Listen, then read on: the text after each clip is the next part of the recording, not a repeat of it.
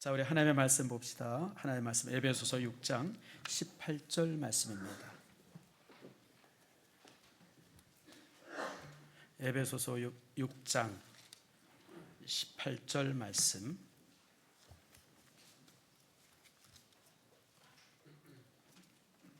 자, 찾으셨죠? 우리 6장 18절 말씀 우리 한 절 같이 함께 읽겠습니다. 시작. 모든 기도와 간구를 하되 항상 성령 안에서 기도하고 이를 위하여 깨어 구하기를 항상 힘쓰며 여러 성도를 위하여 구하라. 아멘. 기도하겠습니다. 하나님 감사합니다. 오늘 이기순 집사님 이제 주의 교회처럼 등록하게 되어짐을 감사합니다. 하나님께서 복을 더해 주시고 귀한 딸로 인해서 주의 교회가 더욱더 복받는 교회 되도록 인도해 주시옵소서. 특별히 주님 감사한 것은 새생명 축제를 통해서 많은 성도들이 주의 교회에 오고 또 등록하고 또 교회를 이처럼 꽉 차도록 인도하신 아버지에 감사함을 드립니다. 아버지, 우리 일산 신성교회가 진정한 부흥을 이루고 아버지 숫자의 부흥이 아니라 영적인 충만함, 아버지 샬롬의 평안이 가득한 부흥이 우리 교회 내에 있을 수 있도록 복을 내리워 주시옵소서. 저의 등록으로 인해서 교회가 복될 뿐 아니라 저 또한 일산 신성교회 등록되어지는 것이 일산 신성교회 교적부에 그 이름이 올라가는 것처럼 하나님 나라에 그리고 생명책에 그 이름이 기록되어지는 축복 내리워 주시옵소서. 오늘 귀한 말씀 함께 나눕니다. 말씀이 우리 모두에게 은혜가 되게 하시고 말씀의 은혜 안에서 우리가 충만한 기쁨을 누리게 해 주시옵소서. 감사드리고 예수님의 이름으로 기도드립니다. 아멘. 자, 우리 교회 잊었던 한 달 동안 못했던 우리 표를 한번 재창해 봅시다. 샬롬, 샬롬. 여러분의 가정에 샬롬의 부흥과 평안이 있어지기를 축복합니다. 많이 추워졌죠? 전주만 해도 살만했는데 이번 주일에 막 눈도 오고 길도 미끄럽고 찬바람도 불고 제가 그래서 이제 처음 이렇게 추위를 이렇게 지내면서 참 그런 생각을 해봤습니다. 우리가 참 복에 겨웠던 것 같다. 이게 무슨 얘기냐면 여름에 얼마나 더웠어요. 여름에 더워가지고 특별히 저 같으면 여러분 잘 아는 것처럼 제가 이 여름을 잘 못 견디잖아요. 그래가지고 그냥 빨리 그냥 가을 오고 겨울 왔으면 좋겠다 싶은 생각을 가졌는데 막상 겨울을 딱 맞이하고 보니까 아이고 그래도 여름이 좋았나 보다 그런 생각을 하게 돼요. 따라합시다. 여름이 감사의 계절이다. 여름이 감사의 계절이에요. 여러분 감사하세요. 사실 지금 이제 겨울이 됐지만 그래도 우리는 참 살만한 시절에 살고 있죠. 저는 지금도 기억나는 게 제가 어렸을 때 아주 어렸을 때죠. 아침에 일어나면 제일 먼저 했던 것이 머리맡에 꽁꽁 얼어붙었던 걸레 뜨거운 물로 녹여서 방 닦는 게 하루 시작이었었어요. 그렇게 시작했던 분 한번 손 들어보세요. 훌륭한 분들이네. 우리 다 그러고 살았는데 그렇지 않았던 분들이 있던 모양이네요. 근데 지금 우리가 과거에 그렇게 살고 지금은 우리가 참 편안하게 살았는데 지금 유럽이 그렇게 춥게 산다 그래요. 왜냐하면 에너지 값이 너무 올라가가지고 전쟁으로 인해서 그 전기료가 뭐 100%, 200% 막 이렇게 올라가지고 이 한겨울에 이 난방을 못하고 사는 가정이 그렇게 많다 그래요. 특별히 영국이 그렇고 또 독일도 그렇고. 여러분 우리는 그래도 온돌이 있잖아요. 온돌이 있어가지고 참 집에 들어오면 그나마 이제 훈훈한 가운데서 사는데 그 이제 유럽 같은 데서는 온돌이 없고 라지에타 있습니다. 벽에 벽난로라든지 이런 거. 근데 이게 여러분 방을 뜨뜻하게 해줍니까? 그래가지고 그냥 말도 못하게 춥죠. 우리는 종종 이제 그런 얘기를 해요. 한국 사람들은 실내에서 맨발 벗고 다니는데 저 양놈들은 그냥 신발 신고 다닌다고 흉보는데 여러분 그럴 수밖에 없어요. 그 사람들이 만약 맨발 벗고 다니면 다 얼어 죽습니다. 그냥 바닥이 여러분 그냥 뭐 얼음장같이 찬데 그 무슨 수로 신을 벗고 다니겠어요. 그래서 이 맨발을 벗고 다니는 문화는요 온돌 문화 때만 가능한 겁니다. 그래서 이제 여러분 참 지금 그렇게 추운 계절을 살아가고 있죠. 그래서 참 이런 걸 이렇게 보면서 참 감사하다라고 하는 생각을 참 많이 해봅니다. 대한민국이 이만큼 살고 또 여러분 이 겨울에도 정말 난방뿐 아니라 여러 가지 좋은 혜택들을 우리가 얼마나 많이 보고 있습니까? 제가 어제 뉴스보다 참 훈훈함을 봤어요. 요즘에 우리나라에 그 조그만 마트들이 많잖아요. 뭐 지마켓, 뭐 세븐일레븐 또 뭐 있죠? CU. 근데 이런 게요 우리나라에서 법적으로 어떻게 정해졌냐면 한파나 그다음에 또 이제 이렇게 더위 이런 걸 피할 수 있는 장소로 개방된다고 하는 거예요. 근데 우리가 막 춥고 이러고 그러면 물론 이제 시유나 이런 데 들어가면 그런 데 들어가면 여러분 참 훈훈한데 뭔가 사 먹어야 된다고 하는 생각 때문에 잘 못 들어가잖아요. 이제는 법적으로 그렇게 되지 않고 누구나 들어가서 몸을 녹일 수 있고 그럴 수 있는 그런 공간을 만들었다는 거예요. 그러니까 여러분들 영 추우면 어디로 가면 돼요? 시유 가서 잠깐 쉬세요. 또 세븐일레븐입니까? 뭐 그런데 또 뭐 있죠? 뭐 그런 데 가서 아무튼 여러분들 이제 우리나라가 그런 나라가 되어져서 참 그래서 대한민국은 이렇게 외국에 나가서 특별히 선교지를 가서 보고 오면 대한민국은 사실 천국이에요. 정말 천국입니다. 이렇게 좋은 나라가 없어요. 제가 얼마 전에 스리랑카 갔다 오지 않았습니까? 여러분 스리랑카는요 우리나라 신라 시대부터 우리나라에 소개됐던 나라입니다. 우리나라한테 어떻게 소개되냐면 사자국이라고 하는 라이온 그 동물들의 사자이죠. 그 사자국으로 소개됐던 나라예요.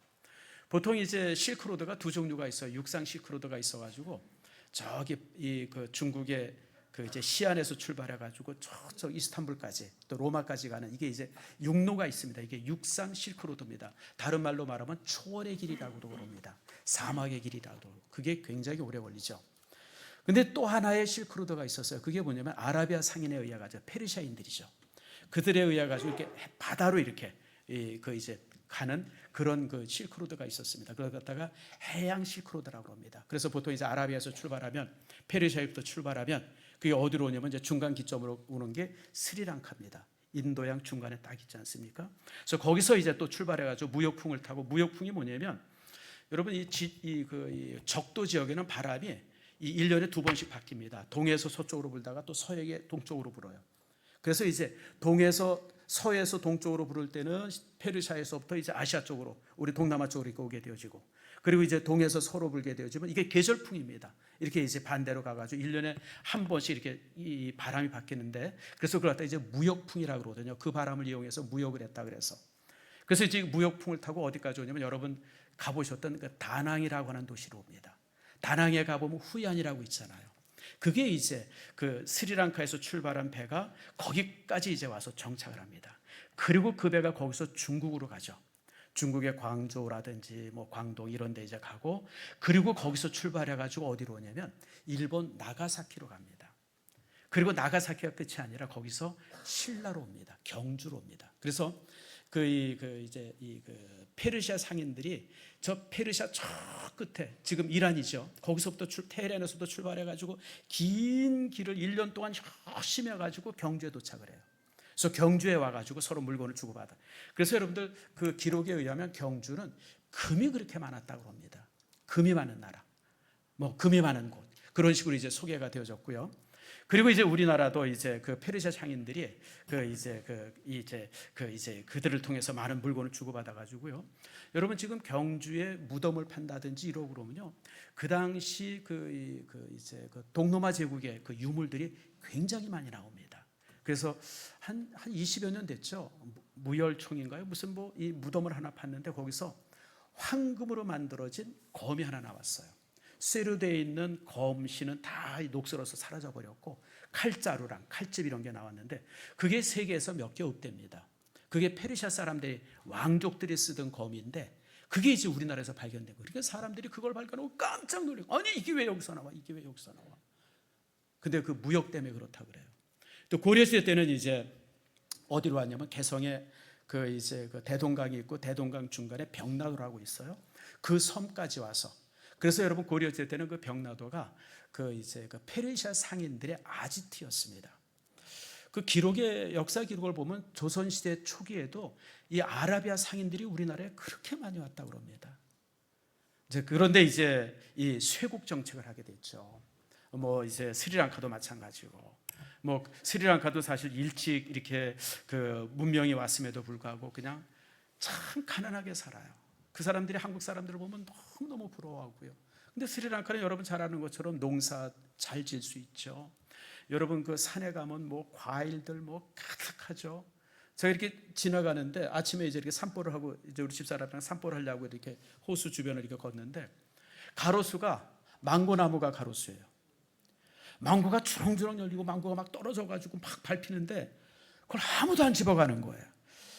저거 한두 개 집어갈까 고민을 많이 했어요. 그런데 한국인 체면에 떨어진 과일 주워가기는 좀 그렇고, 여러분 그런 곳이, 그리고 스리랑카는 여러분 잘 아는 것처럼 보석이 많이 납니다. 루비, 사파이어, 또 뭐 있죠? 난 그거밖에 모르는데 다이아몬드는 안 난다 그래요.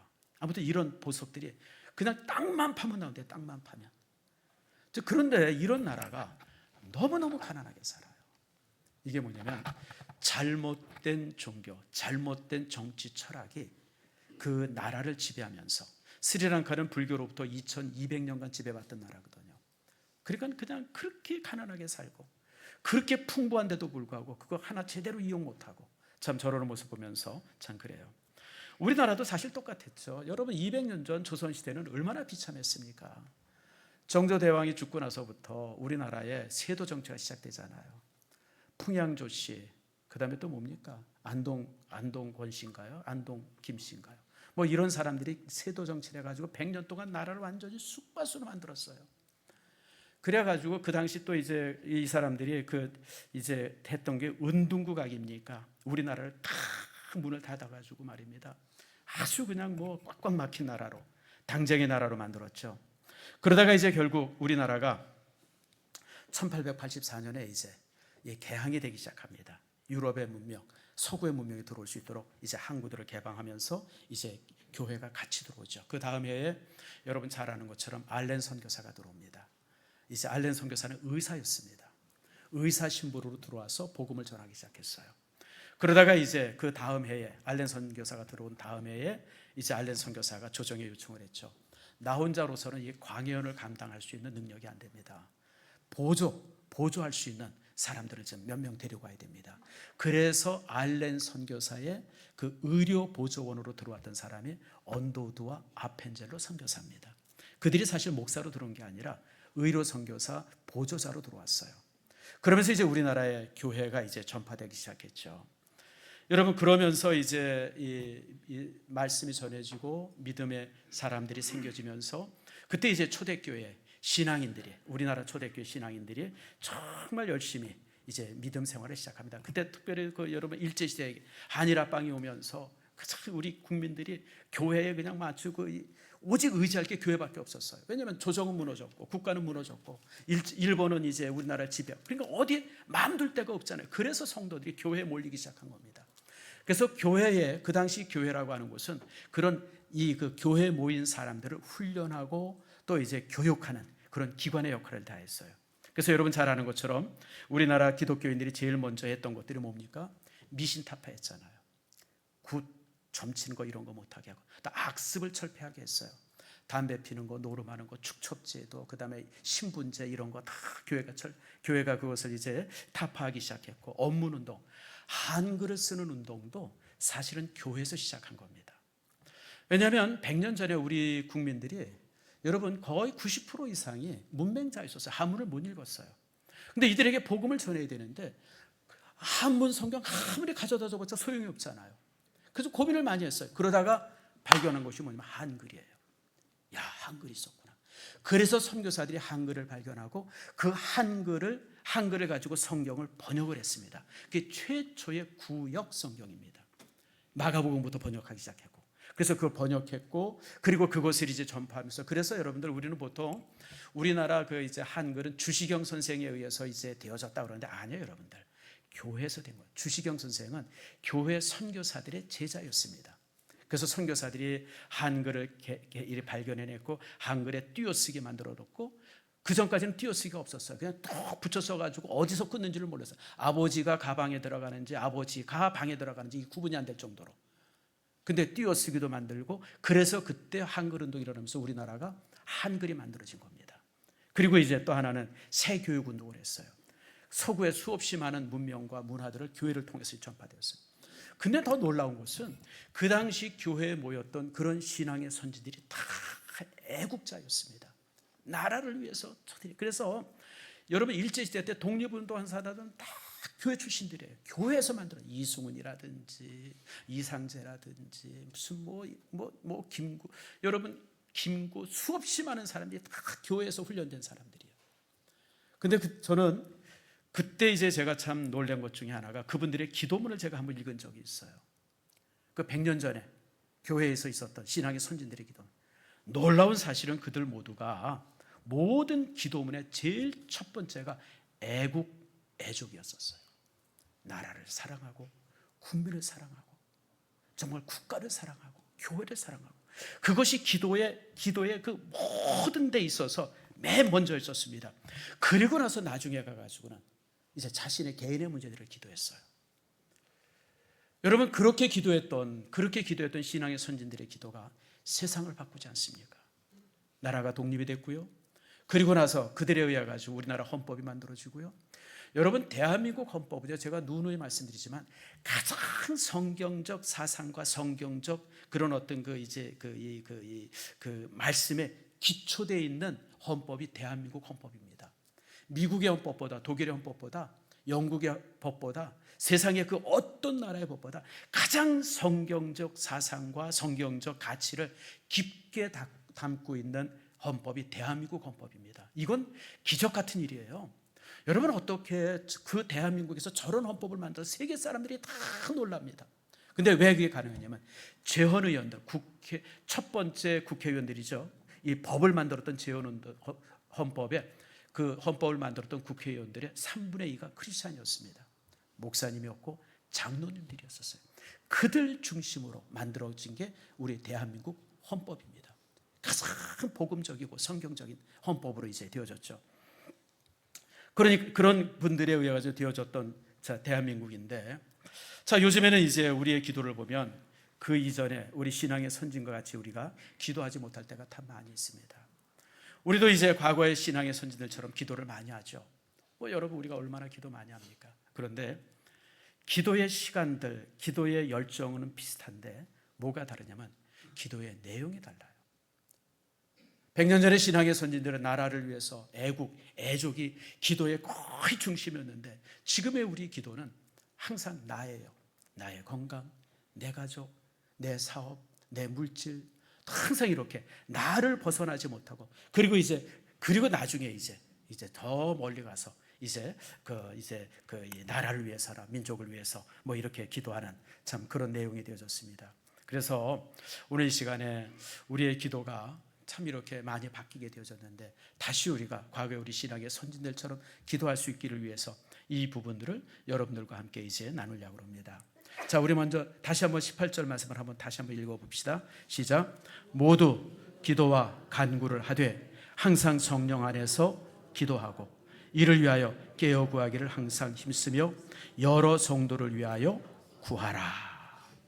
자, 여러분 여기 중요한 단어가 모두입니다. 모두. 교회 안에 있는 모든 성도는 기도해라. 기도하지 않으면 성도가 아닙니다. 그 사람이 믿음의 사람인가 아닌가를 구분해 볼 수 있는 방법은 여러분 기도입니다. 그가 기도하는 사람인가 아닌가. 만약 그가 기도하는 사람이라 그런 그리스도인이에요. 그러나 아무리 교회 생활을 많이 하고 뭐 오랫동안 신앙생활을 했다고 그러고 그리고 성경을 이렇게 저렇게 많이 알아도 기도하지 않으면 그는 믿음의 사람이 아닙니다. 그가 믿음의 사람인가 아닌가를 구분할 수 있는 유일한 기준이 바로 여러분 기도라고 하는 사실을 기억하세요. 그래서 기도는 아무리 강조해도 다함이 없습니다. 성경에는 수없이 많이 기도를 말씀하고 있고 항상 기도해라, 쉬지 말고 기도하라고 우리에게 이제 요청을 하고 있습니다. 그리고 또 이제 우리가 기도가 이처럼 소중한데 기도는 하나님과의 대화입니다. 그래서 성령 안에서 기도하라고 하는 것은 기도와 간구는 항상 성령 안에서 하나님 안에서, 다시 말하면 기도는 대화입니다. 일방적이잖아요. 제가 종종 여러분들에게 얘기한 것처럼 기도할 때 만약 내가 30분의 기도의 시간이 있으면 20분 동안은 열심히 우리가 기도하고 10분 동안은 우리가 묵상하면서 주의 음성을 듣는 시간들을 가져야 되는데 우리가 그냥 예수님으로 기도합니다. 그리고 딱 끝나고 그냥 하나님의 음성 들을 새 없이 그냥 기도로 끝내버릴 때가 많아요. 그러니까 이게 대화가 아니고 독백이에요. 그냥 하나님 앞에 그냥 막 외치기만 하고 그냥 가버리는 거예요. 기도가 이제 엄밀하게 말하면 기도는 대화입니다. 내가 말하고 주의 음성을 듣고 또 기도하고 듣고 이런 어떤 이 대화, 다이얼로그가 되어질 때 그것이 이제 온전한 기도가 되어지는 겁니다. 이렇게 기도해야 우리는 하나님의 뜻을 알고 기도할 수 있는 겁니다. 대부분의 성도들은요, 시작할 때는 자기 중심적으로 기도가 시작이 되어져요. 그러나 시간이 지나가면 갈수록 나 중심에서 이제는 이웃이나 점점 기도의 폭이 넓어지게 되어지죠. 이것을 갖다가 우리는 기도가 성숙해 간다라고 보통 말합니다. 이런 기도가 우리 속에 있어야 돼요. 그래서 여러분, 성경은 우리에게 그러면 이제 어떻게 기도해야 될 것인가, 그 기도의 이제 넓이와 폭에 관한 말씀을 우리에게 주십니다. 그래서 오늘 이 시간에 이 부분을 여러분들과 이제 함께 나눠보려고 합니다. 자, 마태복음 6장 33절 말씀 우리가 한번 같이 읽어봅시다. 자, 같이 읽겠습니다. 시작. 그런즉 너희는 먼저 그의 나라와 그의 의를 구하라. 그리하면 이 모든 것을 너희에게 더하시리라. 자, 이 말씀을 주의해서 보세요. 그런즉, 이제 우리를 향해서 기도의 내용들을 말씀하고 있습니다. 그런즉 먼저 그의 나라와 그의 의를 구하라. 먼저 구할 것이 있어요. 뭐죠? 그의 나라와 그의 의입니다. 그리하면 이 모든 것을 너에게 더하시리라. 다시 말하면 우리가 이 모든 것을 구하지 아니해도 하나님께서 당연히 주시는데, 근데 우리는 이 모든 것만을 위해서 기도하다가 먼저 구해야 될 것을 까맣게 잊어버릴 때가 너무 많다고 하는 거예요. 여러분, 우리가 정말 하나님 앞에 이렇게 나라와 의를 구하는 기도를 하면 내 질병의 문제나 자녀의 문제나 또 이제 어떤 뭐 사업의 문제나 가정의 문제나 이런 모든 문제들, 이런 문제들, 이 모든 것, 올싱, 이 모든 것을 우리에게 더해 주시는데, 우리는 그냥 이 모든 것을 구하려 하다가 먼저 구해야 될 것을 잊어버릴 때가 참 많다고 하는 겁니다. 하나님께서는 우리에게 먼저 그의 나라와 의를 구하라고 요구하십니다. 자, 그럼 그의 나라가 뭡니까? 그의 나라라고 하는 것은 하나님의 다스림을 말합니다. 하나님, 이 땅, 이 교회, 우리 가정이 하나님의 다스림 속에 있기를 바랍니다. 하나님의 말씀 안에 있기를 바랍니다. 바로 이것이 바로 하나님의 나라를 구하는 거예요. 여러분, 나라라고 하는 것은 누가 다스리냐에 따라서 민주주의도 되고 독재주의도 되고 무슨 관료주의도 되고 의회주의도 되고 여러 가지 바뀔 수 있어요. 그러나 하나님의 다스리는 나라는, 하나님의 법이 다스리고 하나님의 말씀이 다스리는 나라는 하나님의 나라입니다. 물론 이 세상에 하나님의 나라라고 이름 붙여 있는 나라는 없어요. 이건 영적인 개념입니다. 성도들이, 믿음의 사람들이 정말 말씀에 순종하고 살아가면 그 순간 그곳은 하나님의 나라가 되어져요. 우리 일산 신성교회 지금 우리 성도들이 한 300-400명 이렇게 모여 있잖아요. 여러분, 우리가 이 시간에 하나님의 말씀에 순종하고 있으면 여러분, 바로 이 순간 이 자리가 하나님의 나라가 되어집니다. 여러분, 바로 그것을 간구하라고 하는 거예요. 그 다음에 하나님의 의를 구하라고 했어요. 하나님의 의는 뭡니까? 하나님의 옳게 여기시는 것, 하나님의 기뻐하는 것이 하나님의 의입니다. 여러분, 우리는 많은 일을 함에 있어서 이 일이 내게 유익이 되느냐 안 되느냐 항상 이것이 기준이 될 때가 많아요. 그게 아니에요, 여러분들. 이것이 하나님 앞에 옳은가 그른가, 그게 기준이 돼요. 여러분이 직장을 선택한다든지 학교에서 학과를 선택한다든지 아니면 어떤 사업에 무엇을 한다든지 여러 가지 선택의 기준이 선택할 때가 많아요. 그런 선택의 일을 할 때 이걸 하면 얼마나 이익을 받을 것인가, 이걸 하면 얼마나 나한테 유익이 될 것인가, 이걸 하면 내가 얼마나 사람들의 칭찬받을 것인가, 그게 기준이 아니라 내가 이 일을 하는 것을 하나님이 옳게 여기시나 안 여기시나, 내가 이 일을 함에 있어서 하나님이 기뻐하시는가 안 기뻐하시는가, 그것이 선택의 기준이 되라고 하는, 그게 하나님의 의입니다. 그래서 우리가 무엇을 하든지 간에 하나님의 나라, 하나님의 다스림과 하나님의 옳으심을 간구하는 모습이 되어지면 하나님은요, 우리의 모든 것을 더해 주신다고 우리에게 약속을 주십니다. 사랑하는 성도 여러분, 우리가 이렇게 기도할 수 있을 때 이걸 갖다가 중보기도라고 합니다. 따라합시다. 중보기도. 도고라는 말도 있어요. 도고도 이제 같은 말입니다만은 여러분, 중보기도가 훨씬 나은 말입니다. 예수님께서 우리를 위해서 중보기도 하셨잖아요. 제자들을 위해서 요한복음 15장에 보면 제자들을 위해서 얼마나 중보기도 깊게 하십니까? 그게 중보기도. 예전에 한번 어떤 그 교단의 어른이 그런 얘기를 한번 하셨어요. 중보기도는 예수님만이 할 수 있는 기도다. 우리는 중보기도라고 말하면 안 된다. 아이, 틀렸어요. 여러분, 이 베드로전서 1장에 보면 하나님께서 우리에게 말씀하십니다. 따라합시다. 너희는 왕 같은 제사장이요. 왕 같은 제사장이라고 하는 것은 우리는 대제사장의 뜻이에요. 예수님과 반열이 똑같아요, 여러분들. 우리는 중보기도 할 수 있는 자격도 있고 능력도 있고 힘도 있습니다. 그러므로 우리가 항상 이렇게 중보 기도할 수 있는 우리의 모습이 되어져야 돼요. 이렇게 우리가 중보 기도하는 것, 여러분 이렇게 기도할 때 우리의 시선이 달라지죠. 여러분 우리가 나라 민족을 위해서 기도하기 시작하고 아픔을 당하는 성도들을 위해서 기도하고 선교에 힘쓰는 선교사들을 위해서 기도하고 고통받고 어려운 가난한 사람들을 위해서 기도하고 전쟁으로 인해 가지고 고통당하는 민족들을 위해서 기도하고 이렇게 기도가 이렇게 팍 폭이 점점 넓어지게 되어지면 우리의 시선이 달라져요. 관심이 달라집니다. 예전에는 그저 나만을 위해서 기도해서 나밖에 몰랐는데 이제 우리가 주변의 사람들을 위해서 성도들을 위해서 이웃을 위해서 교회를 위해서 점점 기도가 넓어지면 기도의 폭이 넓어질 때 우리의 관심이 달라지고 시선이 달라지는 겁니다. 그리고 그렇게 기도할 때 우리는 하나님의 뜻을 찾게 됩니다. 하나님 어떻게 할까요? 내가 어떻게 할까요? 내 욕심이 배제되어지고요. 여러분 자신을 돌아보게 되어지고 여러분 그것이 그런 중보기도가 결국은 자신에게 축복으로 다가옵니다. 예수님이 하셨던 유명한 말씀이 있잖아요. 예수님의 제자들을 전도하러 보낼 때에 여러분 당부한 말씀이 있어요. 뭐냐면 어느 마을을 가든지 어느 집에 가든지 제일 먼저 할 것은 그 집에 평안을 빌고 복을 빌라. 그 집에 복을 빌리는 거예요. 근데 만약에 그 집이 복을 받을 만한 자세가 있으면 네가 빈 복이 그들에게 임할 것이다. 여러분들은 위대한 사람이에요. 우리 일산신성교회에서 정병관 목사만이 목사가 아닙니다. 여러분 모두가 동일한 영적 능력이 있는 사람들입니다. 여러분들이 어느 집에 가든지 친구 집에 가든지 직장에 가든지 어떤 무슨 뭐 이렇게 회사를 방문하든지 그럴 때 여러분들이 먼저 그들을 위해서 복을 비세요.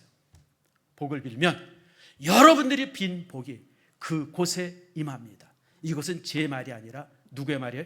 예수님의 말이에요. 여러분들이 어느 가정에 가면서 그 가정을 방문하면서 그 가정을 위해서 복을 빌면 여러분 그 가정의 복이 그대로 임해요. 근데 그 가정이 그런 복을 받을 만한 자격이 안 되고 믿음도 안 되고 그렇다고 그러면 따라합시다. 내가 빈 복이 너에게 올 것이다. 주의 약속이에요. 이걸 왜 안 해요, 여러분들? 내가 복을 빌면 저 가정이 복을 받을 것이고 혹시 그 가정이 내가 빈 복을 받을 만하지 않냐면 내가 빈 복이 내게 올 것이다. 주님께서 약속하신 거예요. 여러분 그래서 여러분들 정말 복 받는 사람들을 가만히 보면 중보기도 많이 한 사람들이 복을 받습니다. 자신을 위해서 막 부르짖는 사람보다 이웃을 위해서 아픈 성도들을 위해서 힘든 성도들을 위해서 그렇게 기도한 사람들 그런 사람들이 결국은 복을 받아요. 그래서 여러분들 중보기도하면요 한 네 가지에 있어서 은혜를 받습니다. 첫 번째가 중보기도한 사람들은요 얼굴이 달라지고 말씨가 달라집니다.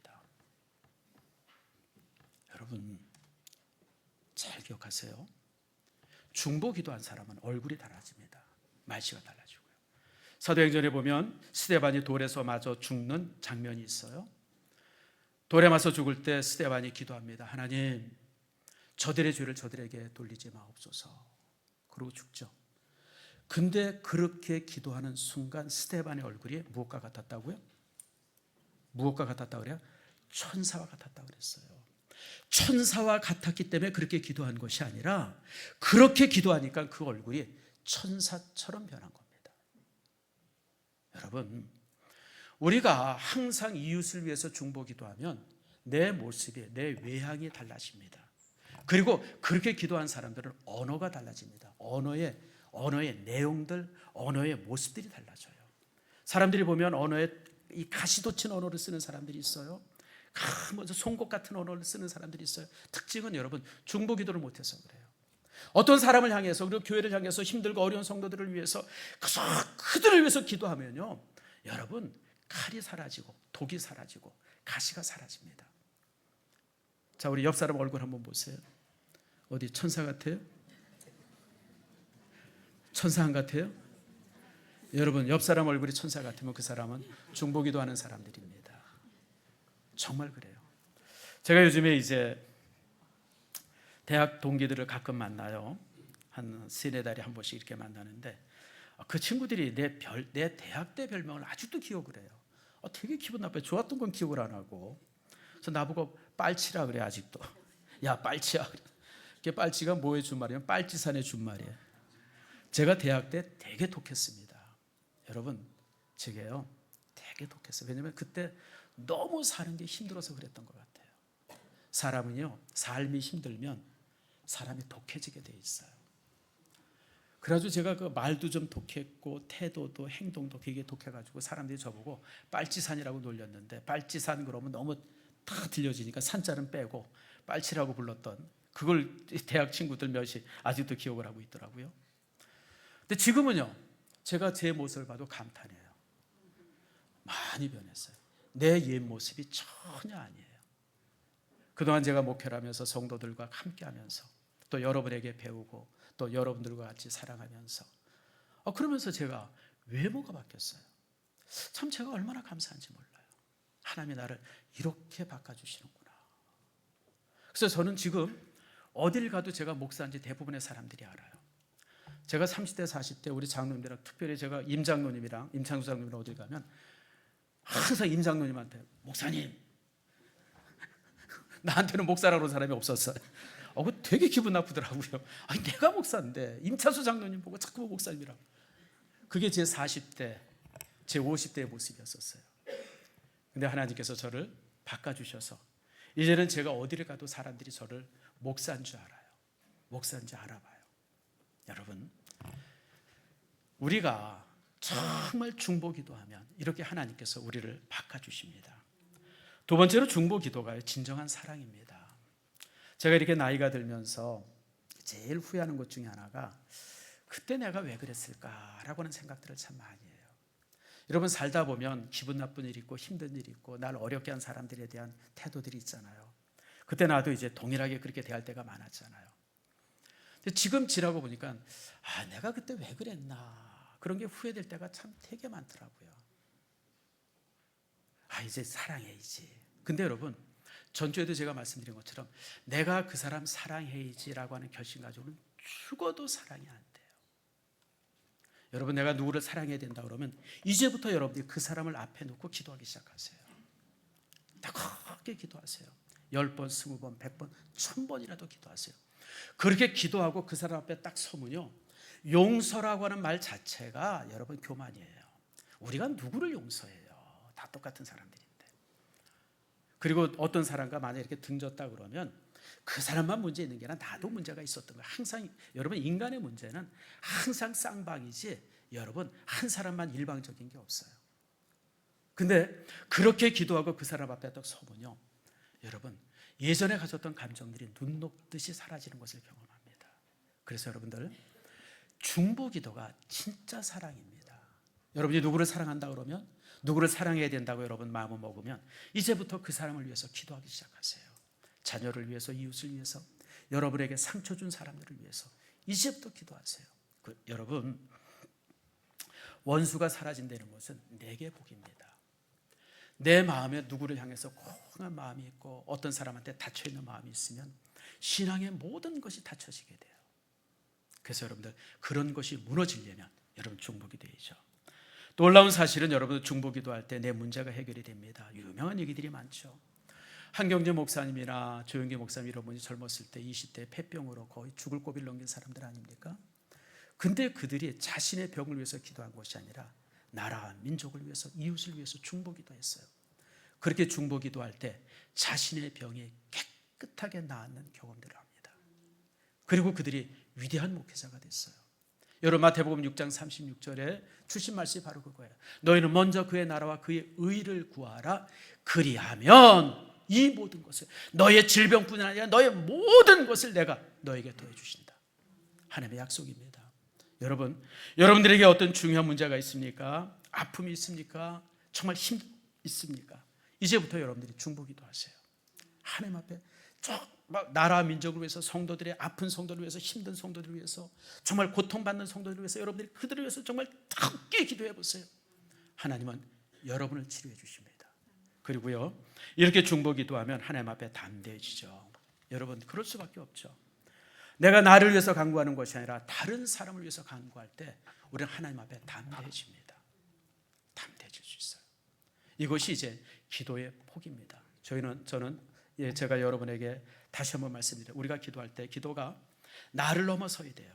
내 가정, 그리고 무슨 내 민족, 또 내 교회, 또 이제 무슨 뭐 내 가정, 내 자녀, 여러분 이 나가 넘어서서 다른 사람들, 정말 성도들을 위해서, 이웃을 위해서, 나와 전혀 상관없는 사람, 심지어는 여러분 원수를 위해서라도 기도할 수 있던, 기도가 한없이 정말 우주만큼 넓은 그런 기도의 폭을 갖는 것, 그것이 여러분들 복받는 비결임을 기억하시길 바랍니다.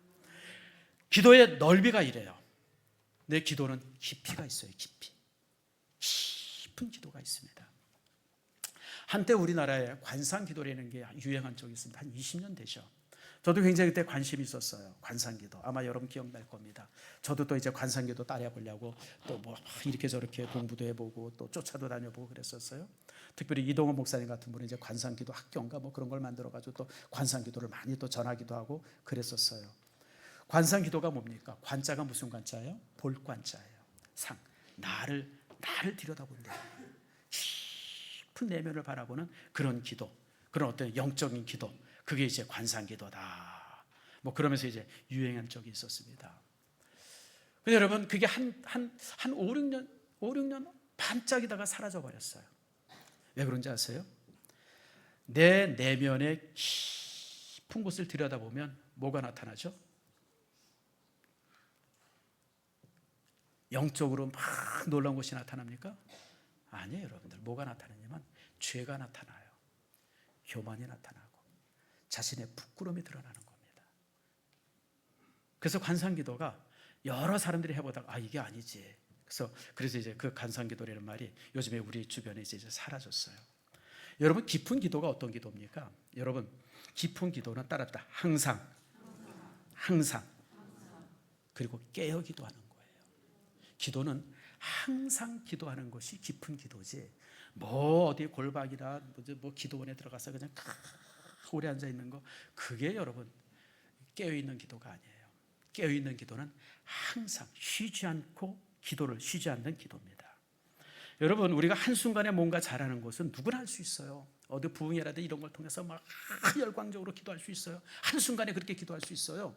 뭐 저도 여러분도 다 우리가 그런 경험들이 있어요. 그런데 그 기도가 거기서 끝나는 게 아니라 내 삶 속에서 계속 되어져야 돼요. 그게 거룩한 습관이 되어야 됩니다. 그것이 바로 깊이 있는 기도가 되어지는 겁니다. 여러분 우리가 잘 아는 것처럼 여러분 성공적인 사람들의 공통 분모가 꾸준함이잖아요. 여러분 꾸준함은 천재를 이깁니다. 저 어렸을 때 그런 얘기 참 많이 들었어요. 우리 대학 입시 준비하고 그럴 때 항상 그런 얘기 많이 했죠. 공부는 머리로 하는 게 아니라 어디로 한다? 엉덩이로 한다. 기억나시는 분이 있네. 네, 공부는 엉덩이로 하는 거다. 우리가 의자에 한번 앉으면 4시간, 5시간을 그저 그대로 앉아 있을 수 있는 사람들이 좋은 대학 간다. 이런 얘기를 참 많이 들었어요. 근데 기도도 동일해요. 한순간 반짝하는 기도가 아니라 쉬지 않고 그저 매일 시간 정해놓고 꾸준하게 하는 기도, 그것이 바로 좋은 기도고 그런 기도가 기적을 만드는 겁니다. 이런 기도의 거룩한 습관은요, 여러분 우리 안에 3가지의 변화를 줍니다. 여러분 우리가 이렇게 깊이 있게 꾸준히 기도하면요, 여러분 내 안에 불안이나 두려움들, 분노, 이런 부정적인 감각들이 잠재워집니다. 어떤 때는 그냥 그것 때문에 막 불안하고 걱정되고 그냥 막 잠도 안 오고 막 이럴 때면 기도하면요, 어느 순간 그 불안이 사라져요. 그 걱정이 사라집니다. 내가 왜 그런 거 가지고 그렇게 고민했을까? 나 스스로가 나를 바라봐도 이상할 정도로. 이게 꾸준한 기도가 가져다주는 축복입니다. 여러분 우리가 살면서 이런저런 질병들이, 마음의 병들이 많잖아요. 뭐 우울증도 있을 수 있고 뭐 어떤 갑갑증도 있을 수 있고 뭐 이렇게 그냥 뭐 어떤 산만함도 있을 수 있고 뭐 별별 이런 마음의 병들이 많습니다. 불안감들, 그다음에 무슨 뭐 또 분노, 시기, 또 이런 것들도 우리 안에 있어요. 이런 건 사실 사단이 가져다 주는 겁니다.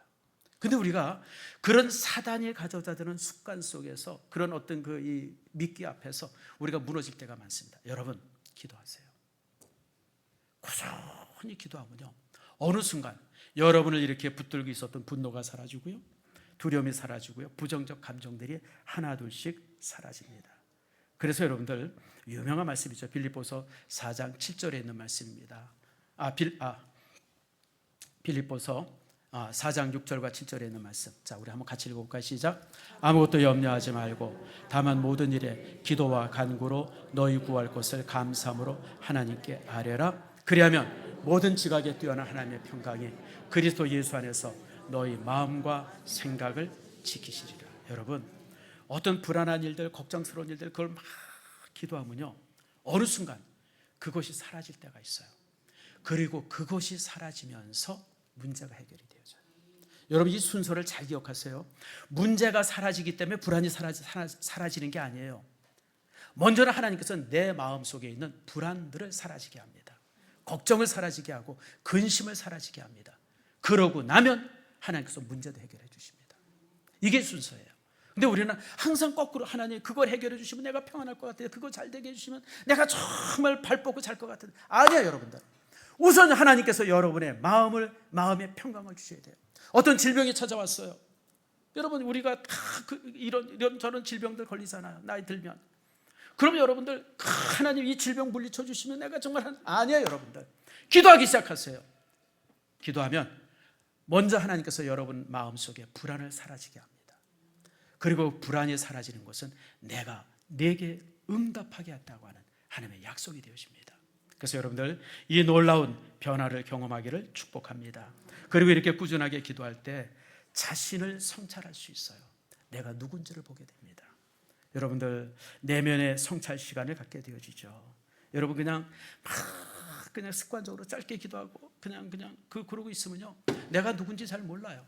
근데 깊이 있게 기도할 때, 그리고 오랫동안 우리가 기도할 때 내가 누군지를 알게 되어집니다. 말씀을 맺습니다. 우리 삶에는 거룩한 습관이 있어요. 거룩한 습관, 세 가지 습관을 가져야 돼요. 첫 번째가 뭐냐면 예배의 습관입니다.